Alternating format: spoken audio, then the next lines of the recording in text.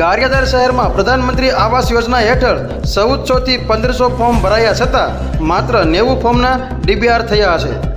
સ્થાનિકોનો આરોપ છે કે તુલસીબેન યાદવની બેદરકારી છે અને જ્ઞાતિ જાતિનો પ્રશ્ન કરીને ભેદભાવ કરવામાં આવે છે, જેના કારણે તુલસીબેનને હટાવી યોગ્ય અધિકારીની નિમણૂક કરવામાં આવે તેવી માંગ સાથે આવેદનપત્ર આપવામાં આવ્યું છે।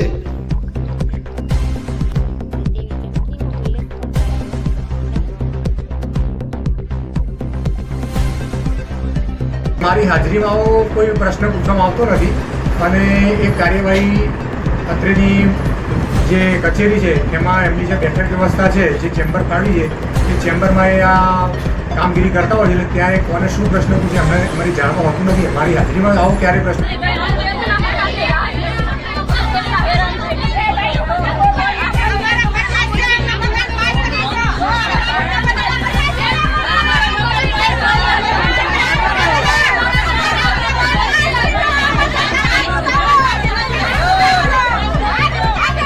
અને 600 થી 700 જેવા લાભાર્થી આવ્યા છે। એમાં ઘણા ખરા વહી જાય છે, કારણ કે આમાં અમુક મહિલા પ્રેગ્નન્ટ પણ છે, કોઈક પોતાના નાના બાળકોને મૂકીને આવેલા છે, કોઈક અત્યારે વરસાદી માહોલ છે તો બહારગામથી પણ આવેલા છે, એટલા માટે 400-500 લાભાર્થી અત્યારે હાજરમાં છે। તમારો મુખ્ય વિષય શું છે? મુખ્ય વિષય એ છે કે બેને જ્યાં લગી છૂટા નહીં કરાય ત્યાં લગી